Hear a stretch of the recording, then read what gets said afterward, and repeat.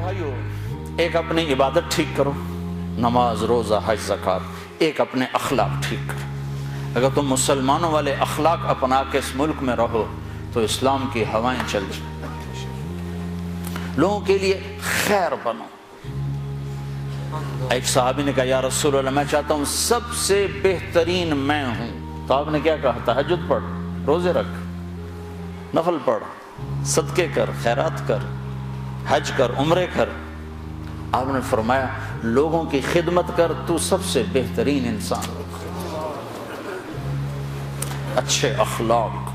ایک نے کہا یا رسول اللہ میں چاہتا ہوں میرا ایمان کامل ہو جائے، مکمل ہو جائے، تو آپ نے فرمایا تو اپنے اخلاق اچھے کر، تیرا ایمان مکمل ہو جائے گا۔ تو بھائیو، نماز روزے والے تو بہت سے مل جاتے ہیں، داڑھی پگڑی والے بھی بہت سے مل جاتے ہیں، اخلاق والے کوئی نہیں ملتے۔ معاف کرنے والوں سے دنیا خالی ہوگی، درگزر کرنے والوں سے دنیا خالی ہوگی۔ بیوی کو غصہ چڑھ جائے تو خامند پہ چڑھائی ہے، خامند کو غصہ چڑھ جائے تو بیوی پہ چڑھائی ہے، اولاد کو غصہ چڑھ جائے تو ماں باپ کی گستاخی ہے، ماں باپ کو غصہ چڑھ جائے تو اولاد کی ٹھکائی ہے، پٹائی ہے۔ یہ نہیں دیکھتے کہ یہ تربیت کا تقاضا ہے یا نہیں ہے۔ بھائی بھائی سے تمہارا کیا رونا رو۔ میرے سامنے ہمارے علاقے میں یہ دو بھائی دیواریں ساتھ ہیں، ایک مر گیا، دوسرے کا مجھے پتہ چلا اس کے جنازے میں نہیں جا رہا۔ میں نے اس کو اس کے بیٹے کو بلایا، میں نے کہا مرنے کے بعد تو سارے جھگڑے ختم ہو جاتے ہیں، چلے جاؤ۔ کہ نہیں جی ساڑی بنی نہیں ساری زندگی ہون کی بنانا۔ اور میں نے کہا اب تو وہ ختم ہو گیا ہے، جن باتوں پر تم لڑتے تھے وہ باتیں ختم ہو گئیں، اپنی ماں کا دودھ ہی یاد کر لو۔ یقین میرا صرف پڑوسی تھا، میں نے اس کے پاؤں پکڑے، ہاتھ جوڑے، نہیں گیا جنازہ۔ ایسوں سے جہان بھرا پڑا۔ ہمارے اخلاق کیا ہیں؟ جو سلام کرے اسے سلام کرو، جو نہ کرے نہ کرو، یہ ہمارے اخلاق۔ جو مسکرائے اس کے سامنے مسکراؤ، جو آنکھیں دکھائے اس کو وٹا دکھاؤ، یہ ہمارے اخلاق۔ آپ نے ارشاد فرمایا ساری زندگی کے تہجد گزار اور سارے دن کے روزے دار سے آگے نکل جائے گا اچھے اخلاق والا۔ چونکہ یہ مارکیٹ میں سودا ہے نہیں۔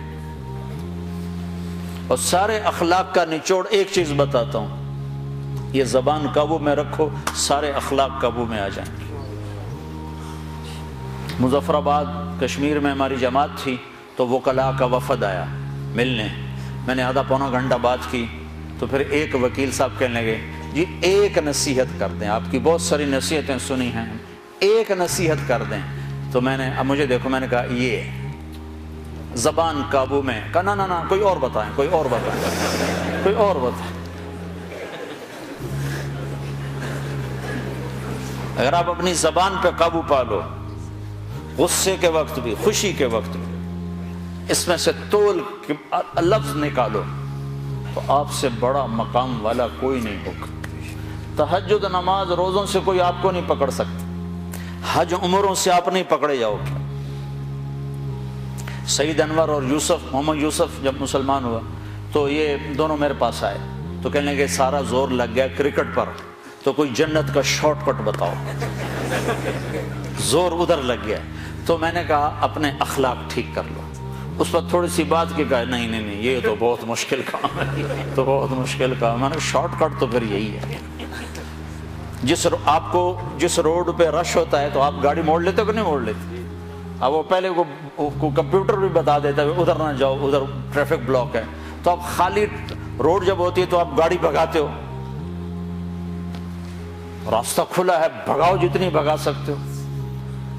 تو میں یہ مثال دیا کرتا ہوں کہ نماز کے روڈ پر بھی بہت لائن ہے، بڑی لمبی لائن لگی ہوئی ہے، روزے کا روڈ بھی بھرا ہوا ہے، حج کا روڈ بھی بھرا ہوا ہے، عمرے کا روڈ بھی بھرا ہوا ہے، علم کا روڈ بھی بھرا ہوا ہے، لکھنے پڑھنے کے روڈ بھی بھرے پڑے ہیں، اور درس قرآن درس حدیث کے روڈ بھی بھرے پڑے ہیں۔ اخلاق والا روڈ ہی خالی، بندہ ہی کوئی، نہ کوئی مرد نہ کوئی عورت۔ تمہاری سزوکی بھی ہوگی تو مرسڈیز سے آگے نکلے گی، چونکہ وہ تو کھڑی ہوئی ہے، تمہاری جا رہی ہے، خدا کے سہارے چلی جا رہی ہے۔ نہ ڈرائیور کو خوبی نہ انجن کا کمال. ہمارے یہاں جو پرانی بسیں ہوتی نا اس کے پیچھے لکھا ہوتا ہے نہ انجن کی خوبی نہ ڈرائیور کا کمال، بس خدا کے سہارے چلی جائے.